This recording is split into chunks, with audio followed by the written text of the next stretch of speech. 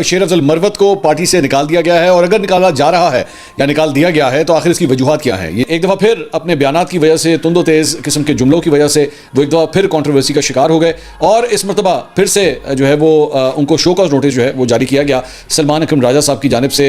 जो है वो उनके बयानात के हवाले से उसकी भी तरदीद भी की गई और उसकी मजम्मत भी की गई, और अल्टीमेटली मेरे ख्याल में जो ये अभी जलसा हुआ है 8 फरवरी को स्वाबी के अंदर, वो सबसे बड़ा ब्रेकिश पॉइंट था जब अली अमीन गंडापुर के जरिए वो जलसा गाह के अंदर बल्कि स्टेज के ऊपर पहुंचने में कामयाब हो गए। उनको किसी ने दावत भी नहीं दी थी, लेकिन इसके बावजूद जो है वो स्टेज के ऊपर गए भी, वहां पे अपनी जगह भी बनाई, और उसके बाद अली अमीन गंडापुर जब तकरीर करने लगे थे तो वहां पर उन्होंने तकरीर भी की, और साथ ही साथ उन्होंने ये भी कहा कि हम लोग बुरे लोग हैं, हम लोग सिर्फ बुरे वक्तों में ही काम आते हैं और याद रखे जाते हैं।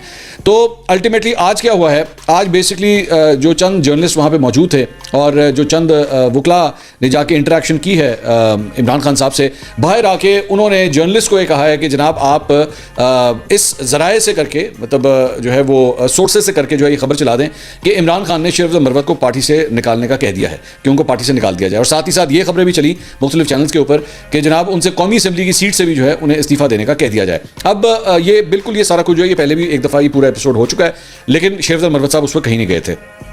इस मरतबा चीज़ें जो है वो और भी ज़्यादा सीरियस लग रही हैं, क्योंकि आज ही शेर अफजल मरवत साहब ने यह बयान भी दिया कि आइंदा मैं जब तक मुझे क़यादत जो है वो नहीं बुलाएगी, बाकायदा तौर पे इन्विटेशन नहीं देगी किसी जलसे का, मैं जलसे में नहीं जाऊंगा। क्योंकि जो उनका एंटी ग्रुप है पार्टी के अंदर, वो उनके ऊपर इस बात पर तनकीद कर रहा था कि जनाब आपको बुलाया भी नहीं किसी ने, लेकिन फिर भी आप क्यों गए, आपको तो शो कॉज नोटिस जारी हुआ है। तो ये नाराज़गियाँ जो है ना वो यहाँ तक मतलब पहुँची हुई थी। अब क्या इस मरतबा वाकई उनको निकाला जाता है या नहीं? बैरिस्टर गौहर से आज वो पार्लियामेंट के अंदर थे, उनसे ज़ताज गुल से, वो भी कौमी असेंबली में थी, उनसे जब सहाफ़ियों ने सवाल किया कि जी शेर अफजल मरवत साहब को निकालने का कह दिया गया, तो उन्होंने कहा जी मेरे पास तो अब तक कोई ऐसी इंस्ट्रक्शंस नहीं आई हैं। हो सकता है जब तक ये वीलॉग आप देखें तब तक ये इंस्ट्रक्शंस जो हैं ये इन तक पहुँच जाएँ, लेकिन ओवरऑल अगर एक असेसमेंट की जाए कि शेर अफजल मरवत साहब एक्चुअली यहाँ तक पहुँचे क्यों हैं, ये मामला आज तक यहाँ पे क्यों हुए, इसमें बड़ी एक इंटरेस्टिंग चीज़ जो है वो बाहर निकलती है। और ये जो अब जो मैं इन्फॉर्मेशन आपसे शेयर करने जा रहा हूँ, ये कुछ दीगर मालूमात की बुनियाद के ऊपर भी मैं आपके साथ शेयर कर रहा हूँ। देखिए, एक तो आप जानते हैं कि 9 मई के बाद जो है वो पाकिस्तान तहरीक-ए-इंसाफ का मुकम्मल एक लीडरशिप शिफ्ट आ गया था। समझ नहीं आ रही थी कि कौन जो है वो मामला संभालेगा। पुराने कई प्लेयर्स, असद उमर हो गए, फवाद चौधरी हो गए, जुल्फी बुखारी वहाँ पे नहीं थे, वो पाकिस्तान छोड़ के चले गए, शहबाज गिल भी बाहर चला गया, तो इस तरह बहुत से लोग जो है वो छोड़ के चले गए। तो एक पूरा वैक्यूम जो है वो पार्टी के अंदर डेवलप हो गया। पार्टी के अंदर जब ये वैक्यूम डेवलप हुआ तो नए चेहरे आ गए, नए लोग आ गए, उन्होंने आके पार्टी को टेक ओवर किया। शेर अफजल मरवत साहब जो है वो शख्सियत थे जो मुख्तलिफ इलाकों में जाके जलसे भी करते थे, बड़े बड़े जलसे करते थे, लोग उनके बड़े फ़ैन थे, उनकी फॉलोइंग बहुत थी, उनके स्टाइल के मुताबिक जो है उनको लोगों को उनके अंदर जो है इमरान खान की झलक नजर आती थी। वो कहते थे जनाब हमें इमरान खान नजर आता है। जो उनके मुखालफीन थे वो ये कहते थे कि जनाब इनको अगर ये जलसे उनके ऊपर इल्ज़ाम ये लगाते थे कि अगर ये जलसे कर रहे हैं तो जनाब एक्चुअली इनको एस्टैब्लिशमेंट ने ये स्पेस दी हुई है। एस्टैब्लिशमेंट जो है वो इमरान खान के मद्दे मुकाबिल जो है एक शेर अफजल मरवत खड़ा कर रहे हैं, और एक इमरान खान की रिप्लेसमेंट जो है वो तैयार हो रही है। और इस पर्टिकुलर नोशन को जो है वो बहुत ज़्यादा तक़वियत मिलना शुरू हो गई। मुख्तलिफ लोग जो है इसको डिस्कस करना शुरू हो गए कि शायद ऐसा ही हो रहा है।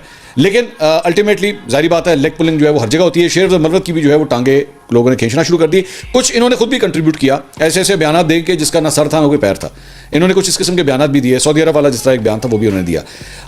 अल्टीमेटली इस सारी चीज़ के दौरान पार्टी के अंदर मजीद चेंजेस हुए। पार्टी के सेक्रेटरी जनरल जो पहले उमर अयूब साहब होते थे वो तब्दील हो गए, सलमान अकरम राजा साहब आ गए। सलमान अकरम राजा साहब के साथ भी जो है इनकी नहीं बनी, और बल्कि पहले दिन से ही जो है वो काफ़ी तक इख्तिलाफ रहा। जबकि इंटरेस्टिंग बात यह है कि दोनों वकला हैं, वकला की आपस में एक्चुअली केमिस्ट्री बेहतर होती है, लेकिन पार्टी के अंदर 2 लोगों ने इनको बहुत डिफेंड किया शेर अफजल मरवत को, एक बैरिस्टर गौहर ने और एक अली अमीन गंडापुर ने। इन दोनों ने बहुत डिफेंड किया शेर अफजल मरवत को, पूरी तरह इनको सपोर्ट किया। और बैरिस्टर गौहर जो हैं वो वाहिद शख्सियत थे जो हमेशा शेर अफजल मरवत को पहले भी जब वो प्रॉब्लम में आए थे और अब भी जब वो प्रॉब्लम में आए तो उनको उसी तरह ही डिफेंड करते रहे। लेकिन चंद वो चीज़ें, जिस तरह एक ये चीज़ मैंने आपको बताई कि पार्टी के अंदर जो हिलजुल हुई उसकी वजह से भी जो है वो खींचातानी, कुर्सियों के पीछे खींचातानी शुरू हो गई, जिसकी वजह से शेर अफजल मरवत साहब भी जो है कॉन्ट्रोवर्सी का शिकार हो गए। दूसरा जो एक रीज़न थी वो थी जेलसी भी। जाहिर बात है शेर अफजल मरवत साहब जिस तरह पार्टी के अंदर वायरल होते थे अपने बयानात की वजह से, अपने वो वड़गिया वाला वो जो एक नोशन था उसकी वजह से, या जिस तरीके से वो इंटरव्यूज़ देते थे, काफ़ी ज़्यादा जो है वो टेलीविजन चैनल्स के ऊपर उनको स्पेस मिलती थी। शाहजेब खानज़ादा के शो के अंदर जो है उनको कई दफ़ा बुलाया जाता था, मतलब ही वो regular guest at Shahzeb Khanzada. तो इससे भी एक जेलसी फैक्टर भी पार्टी के अंदर डेवलप हुआ कि भाई ये तो सबकी स्पेस जो है वो लेके जा रहा है। तीसरी बात ये जो मुझे फील होती है, जो एक्चुअली शेर अफजल मरवत से ज़्यादा पार्टी की अपनी सूरत बताती है, मैं इसकी छोटी सी एग्जांपल आपके सामने शेयर करता हूँ क्रिकेट के हवाले से। वो इस तरह है कि जब टीम हार रही होती है ना, इस ज़हन में रखिएगा, जब भी टीमें हार रही होती हैं तो वो धड़ाधड़ चेंजेस के ऊपर चेंजेस करना शुरू हो जाती हैं। ये बॉलर निकाल दो, वो बैट्समैन रख लो, ये विकेट कीपर ठीक नहीं है, ऑफ स्पिनर यहाँ ले आओ। ये तब होता है जब पार्टी जो है वो शिकस्त का सामना कर रही हो। मुझे लग रहा है कि पाकिस्तान तहरीक इंसाफ भी जो है ना बेसिकली उस फ्रस्ट्रेशन का शिकार हो रही है। कि उसे समझ नहीं आ रही कि हमारे साथ हमें जो मामला हमारे रिजॉल्व नहीं हो रहे, या हमारे इश्यूज जो हैं वो, इमरान खान साहब 1.5 साल हो चुका है जेल के अंदर हैं, केसेस के ऊपर सजाओं पे सजाएं हो रही हैं, अब क्या किया जाए।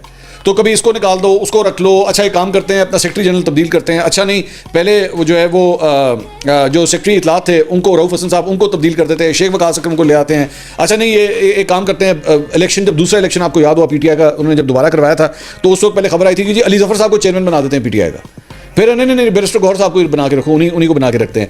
तो इस तरह जो है ना वो मतलब चेंजेस के ऊपर चेंजेस जो है वो आती जा रही हैं। और इसका क्या मतलब है? इसका मतलब है कि पार्टी जो है उसे जो वो रिजल्ट्स चाह रही है वो उसे नहीं मिल रहे, और इसकी वजह से ये खींचातानी जो है वो आपस में चल रही है। और ये प्रोसेस जब हमेशा ज़हन में रखिएगा कि टीम जब जीत रही होना है तो आप उसके प्लेइंग 11 में चेंजेस नहीं करते, आप कहते हैं मेरा विनिंग कॉम्बिनेशन है, मैं इसी के सही चलूंगा। तो यहाँ पे ये जो बार बार इतने चेंजेस हो रहे हैं उसकी वजह यही है कि इमरान खान साहब को रिजल्ट नहीं मिल रहा जो वो रिजल्ट चाहते हैं।